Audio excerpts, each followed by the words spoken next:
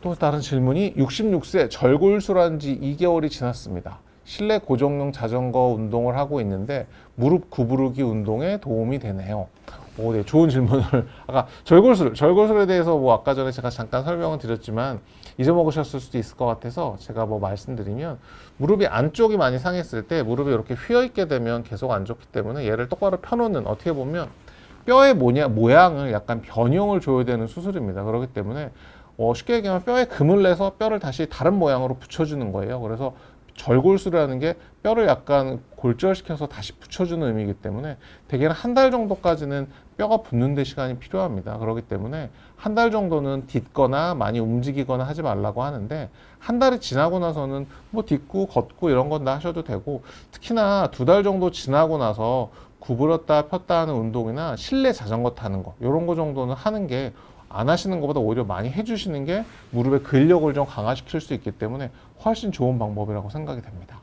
카티스템, 이 카티스템에 대해서도 이 수술하시고 나서도 이것도 사실은 같은 내용이긴 한데, 이것도 하고 나서 그 다음에 얼마나 이거를 제가 재활을 해야 되냐, 얼마나 쉬고 있어야 되냐, 이런 얘기도, 이것도 사실은 절골술하고 똑같은 내용인데요.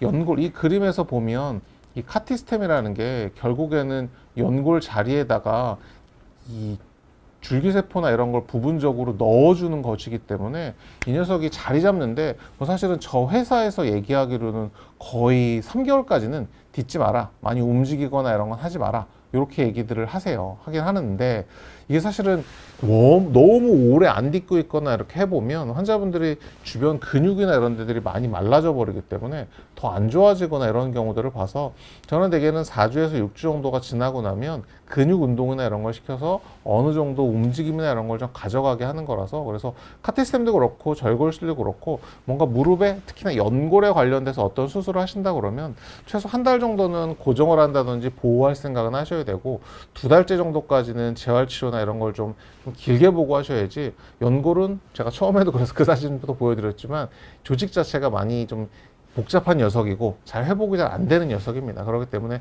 좀 길게 보고 치료하시는 게 맞다고 생각이 됩니다. 작년 어머니께서 인공관절 양쪽으로 다 수술하셨는데 이제 2년 정도 되었습니다. 78세이십니다. 어떤 운동이 괜찮을까요? 인공관절을 하시고 78세 2년 별 문제 없으시니까 이렇게 물어보신 것 같고요.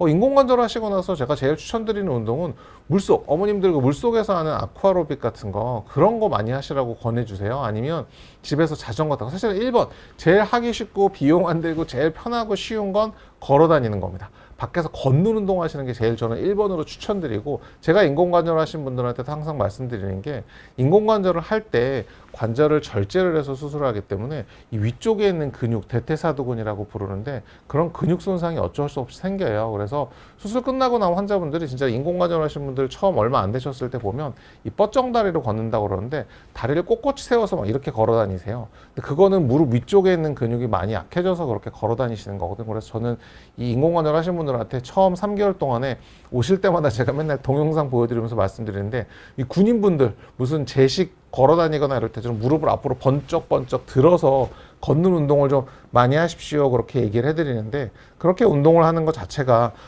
대퇴사두근을 좀 많이 쓸 수가 있기 때문에 그런 운동을 많이 합니다. 그런 운동들을 저는 제일 많이 권유를 좀 드리는 편인데요. 사실은 요즘은 좀 날이 너무 추워서 밖에 어르신들 나가셨다가 넘어지거나 이러면 그게 더 힘들어질 수 있기 때문에, 조금 춥거나 미끌미끌하거나 이런 때는 전 사실은 아쿠아로빅이나 제자리에 앉아서 자전거 타는 거, 이런 거 제일 권유드리고, 날 풀리거나 그러면 밖에 나가서 걷는 운동, 이거를 좀 제일 많이 권유를 드렸으면 좋겠네요. 와이프가 나이가 59세인데 몸이 연약한데 나이 먹을수록 엉덩이 근육과 다리 근육이 빠져 걱정입니다. 걷는데 이상 없지만 나이가 있으니 걱정입니다. 계단 오르기 하라고 잔소리하는 편인데, 엉덩이와 종아리 근육 키우는 방법이 없을까요? 와, 굉장히 어려운 질문이긴 하고요. 이게 근데 사실은 근육량이나 이런 게 빠지는 게 어떻게 보면 무릎이나 이런 데서도 굉장히 중요한 게 사람이 이 걷는 양이나 이런 거에 따라서 근육량이나 이런 게 굉장히 많이 줄어들고요. 우리가 만약에 무릎에 어떤 전방십자인대 수술이나 이런 걸 하고 나면 특히 젊은 친구들을 수술했을 때 보거나 이러면 이 허벅지 두께가 막 절반으로 싹 빠져버립니다. 단 한 달 정도만 조금 덜 쓰기만 해도. 근데 되게 50세, 40세, 50세 이후가 넘어가면 넘어갈수록 아무래도 활동량이 40대 본인이 쓰던 거랑 60대 쓰던 양은 굉장히 달라질 수밖에 없습니다. 그렇기 때문에 본인이 활동량을 어느 정도 유지해주지 않으면 사실은 근육이 굉장히 많이 빠질 수밖에 없습니다. 그렇기 때문에 이걸 채워주기 위해서 예전에 내가 활동량 정도가 되지 않으면 그걸 바꿔줄 수 있을 정도로 운동을 많이 해야 되는데, 사실은 너무 운동을 과격한 운동을 하다가 손상되거나 이런 거보다는 계단 오르는 운동은 지금은 괜찮은 방법이긴 합니다. 괜찮은 방법이긴 하고, 근데 이제 내려가는 게 무릎에 안 좋을 수 있는데 어떤 묘한 한 가지 방법, 이 근육만 좋아지게 되면 무릎이 나아진다, 이렇게 정해진 건 솔직히 없는 것 같습니다. 저는 사실은 제일 안전하고 좋은 운동은 걷는 운동이라고 얘기를 해서, 걷는 운동은 많이 불편하셔도 통증이 많이 느껴지거나 이러지 않으면 조금 더 진행을 하세요, 이렇게 말씀을 드리는 편이고요. 이 무릎이라는 관절 자체가 그래요. 아까도 우리가 계속 연골에 대해서 말씀을 드리고 있지만, 연골에는 혈관이 자라 들어가서 연골에 직접 영양분을 주거나 이럴 수가 없어요. 혈관이 이어져 있지 않기 때문에 그래도 재생도 잘 안 된다고 얘기는 하는데요. 그래서 아까 그림에서 보여드렸지만 무릎 안에 윤활유가 있어요. 그 윤활유가 돌아다니면서 연골에다가 영양분을 공급해 줘야 되기 때문에 무릎이 어느 정도는 움직여줘야 꼭 피가 돌아서 연골의 보존적인 치료나 이런 게 되는 것처럼 이런 녀석들이 움직여줘야 됩니다. 그래서 환자분들이 내가 무릎이 아프니까 손상이 좀 있으니까 아무것도 안 한다, 이렇게 하는 것보다는 어느 정도 운동이나 이런 걸 해서 무릎 안에 이 관절액 자체가 움직여줘야 됩니다. 움직여줘야지 연골도 조금 더 좋아지고 손상도 좀 나아지는 거니까 그렇게 치료를 해주시면 되고요. 연골 연화증에 대해서 한번 물어보셨네요. 그래서 일주일에 2번 물리치료, 소염제 약을 먹으며 한 달을 보냈는데 전혀 통증이 나아지지 않아요. 걷는 것도 힘든데 병원에선 조심히 관리하라고만 하네요. 집에만 있어야 하나요? 굉장히 이게 저도 굉장히 많이 듣는 질문이고요. 뭐 잊어먹으셨을까봐. 연골 연화증. 연골 연화증이라는 건 그야말로 연골이 좀 이렇게 약해지는 거예요. 솔직한 얘기로 연골 연화증을, 이걸 연골 연화증을 저는 연골 연화증이라고 진단을 받았는데 이걸 깨끗하게 정상으로 만들어 주세요 라고 한다고 하면, 글쎄요, 전 세계 어떤 선생님도 무릎 연골을 정상으로 만들어 드릴 수는 없습니다. 그래서 사실 환자분이 듣기에는 조금 답답한 내용이 있었을 수도 있어요. 내 연골이 이렇게 좀 말랑말랑해지고 연골이 이렇게 많이 좀 손상되고, 이 화면에서 뭐 1단계, 2단계, 3단계, 4단계까지 넘어가고 있는데 저기를 어떻게 정상으로 만들어 줄 수는 없나요? 약을 먹거나 주사 한 대 딱 맞으면 저희가 정상이 될 수 없나요? 그런 주사나 약은 현재는 그런 건 없습니다. 그런 거를 가지고 내가 연골 연화증을 주사 한 방으로 낫게 해줄게요, 그렇게 할 수는 없고요.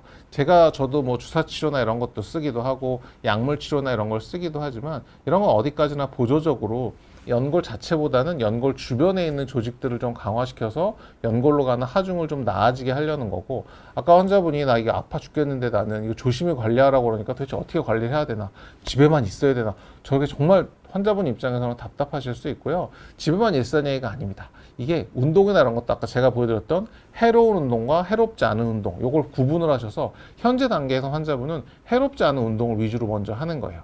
물속에서 걷는 거, 수영하는 거, 제자리 자전거 타는 거, 요런 운동들이나 이런 걸 해서 무릎 주변 근력을 강화시키고 좀 말랑말랑해지고 손상된 연골 자체가 조금 어느 정도 수준까지 올라올 때까지는 무릎이 좀 쉴 시간을 주는 거죠. 그걸 한정없이 막 1년, 2년 이렇게 하시라는 게 아니라, 되게 제가 해보면 한 달 정도 이런 보존적으로 조금 조심하면서 주사 치료나 약물 치료를 해서 통증을 좀 완화시켜 놓고 근육량을 좀 올리는 게 저는 한 달 정도라고 봅니다. 그래서 그 기간 중에는 담당쌤하고 환자분 증상에 맞게 뭐 충격파 치료든 주사 치료든 약물 치료든 이런 방법으로 통증을 좀 완화하면서 그 사이에 운동이나 이런 걸 많이 해서 근육량이나 이런 게 무릎이 좋아지면, 연골 연화증은 뭐 저렇게 4단계까지 가서 많이 심해지거나 그러지만 않으면 대개는 보존적인 치료 방법으로 굉장히 많이 좋아질 수 있습니다.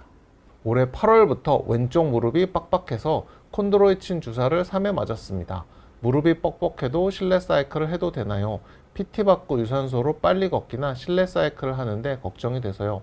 이 콘드로이친 주사라는 게 아마 그런 이 우리가 일반적으로 쓰는 하이알루론 주사나 이런 연골 주사 다음 세대로 콘주란 뭐 이런 식으로 나왔던 주사가 있거든요.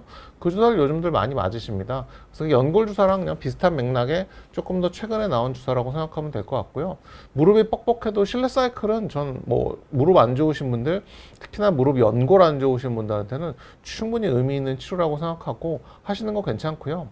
PT 받고 유산소로 빨리 걷거나 이런 거 하는 것도 좋긴 한데, PT 받을 때 제가 PT 받으신다, 무릎 안 좋으신 분들이 PT 받는다고 얘기를 하면 항상 드리는 말씀이 사실 PT에서 운동하기 제일 좋고 전신 운동 되고 이런 운동 좋은 것들이 스쿼팅, 뭐 런지 이런 것들이 보면 뭐 무릎 운동도 되고 데드리프트 이런 것들이 전신 운동도 되니까 PT 선생님들이나 이러면, 저도 뭐 PT를 받아보거나 그러면 조금 몸이 어느 정도 올라왔다 싶으면 PT 선생님들이 그거 되게 많이 시키시더라고요. 데드리프트, 뭐 런지, 스쿼팅 이런 거. 근데 이게 무릎 연골이 안 좋으신 분들한테는 제일 안 좋은 운동이 이런 운동들이에요. 이게 왜 안 좋으시냐면, 무릎을 위아래로 이렇게 누른 채로 뭔가 이게 갈리는 거거든요.